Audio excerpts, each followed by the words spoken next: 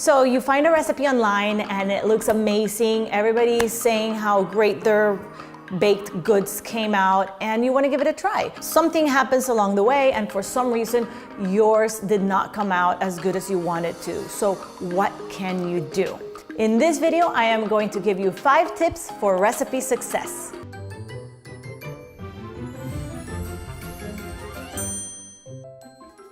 So many times I go online and I find recipes that look like they're gonna be really good. I always make sure and read the reviews, but I always find that there's a few people have a hard time with it, and it makes me think that maybe as bakers and professionals, we sometimes forget to explain or state things that are for us second nature. So here are 5 tips that I think might be helpful for you to have recipe success. Tip number 1, read your recipe twice. Why do you want to read it twice? Because you don't want to just skim through it. You don't want to just make sure you know the ingredients and forget about the rest. You want to make sure you actually read it and know exactly what you're supposed to be doing for many reasons. For example, if the recipe seems challenging and you still want to go ahead and do it, you want to make sure you have double the amount of ingredients just in case the first time it doesn't come out right and you have to bake it twice. Another reason is just in case you miss something and it says, oh, do this part 2 days in advance or a day in advance. There are some recipes that call for some steps that need to be done 24 hours ahead and you don't want to miss it, so you want to read it twice.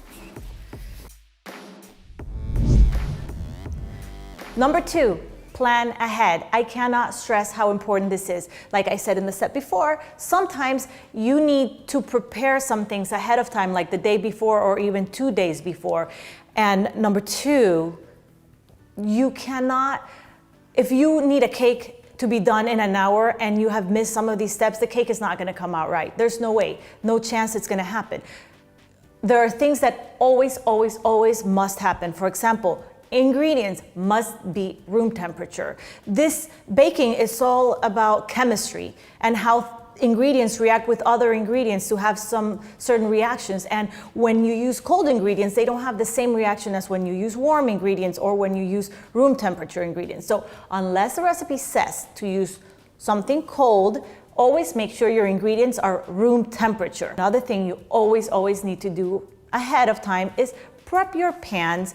If it says to butter and flour ahead of time. If it says to use parchment paper, have the parchment paper cut out before. Always have your oven ready. You don't want to be done with the recipe, be done with the mixing of all the ingredients. These chemical reactions are already happening inside your batter, only to realize that your oven is not hot and you're going to need to wait for it. That's not going to be a successful recipe.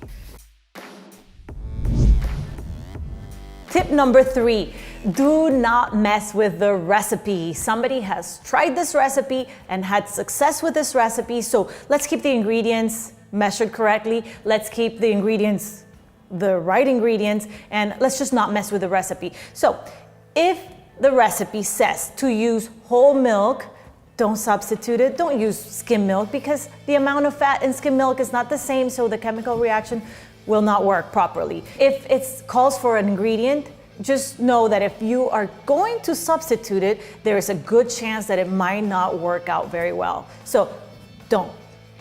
Another thing is just be very careful with the measuring. Measure accurately. If the recipe says a cup of sugar, use a real cup. One of these. This is a cup, but it will not have the same measurement.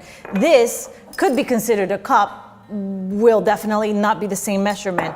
And when you do measure, this is not a cup. This is not going to be successful recipe following. You need to level it.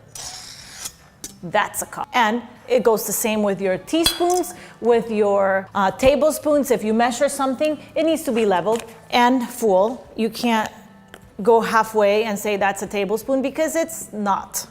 But that's not a tablespoon because it's too full. It needs to be perfect. This is right. So do not mess with the recipe. Recipes are baking and recipes, it's a science. Don't mess with it. Tip number 4, do not overmix. I know the mixers are so fun and we really want to just hit it all the way to the end and watch it go super fast, thinking that it might be faster to do it that way, but don't, because if the recipe says to mix at slow, if the recipe says mix at slow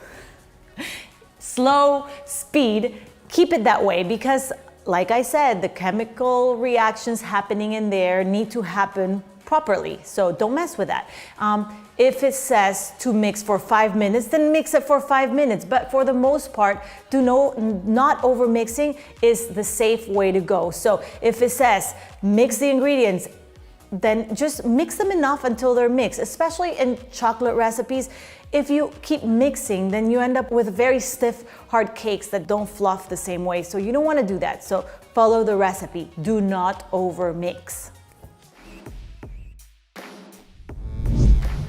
Tip number 5, do not trust the time in the recipe, trust the toothpick. Some recipes are made across the world in a different place with different humidity and a different oven, so it's pretty hard to tell exactly to a T how long your cake needs to be in the oven. The only one who knows that is you, so use the time that the recipe tells you as a guideline, but don't follow it specifically. If your cake doesn't look done, but the timer says it is done, don't trust the timer, trust the toothpick. Put the toothpick in there. If it comes out pretty clean, maybe a crumb or two, then it's ready. But if it still has liquid stuff in it, it's definitely not ready. And if your cake's starting to look ready and smell cooked, do the toothpick test. If it's already ready and the timer says you still have 10 minutes to go, take it out, trust the toothpick.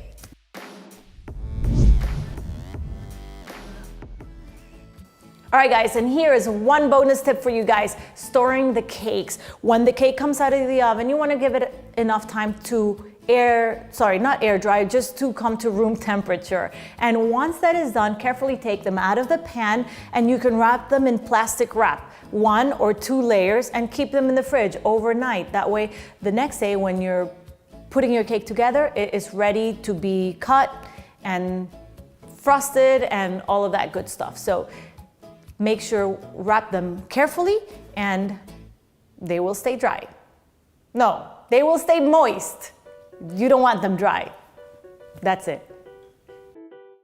Okay guys, those are 5 tips to help your recipe be successful. I hope you guys enjoyed this video. If there are any tips that you would like to share with us, please comment below. And if you like this video, don't forget to hit the thumbs up, subscribe to my channel, and I'll see you next week.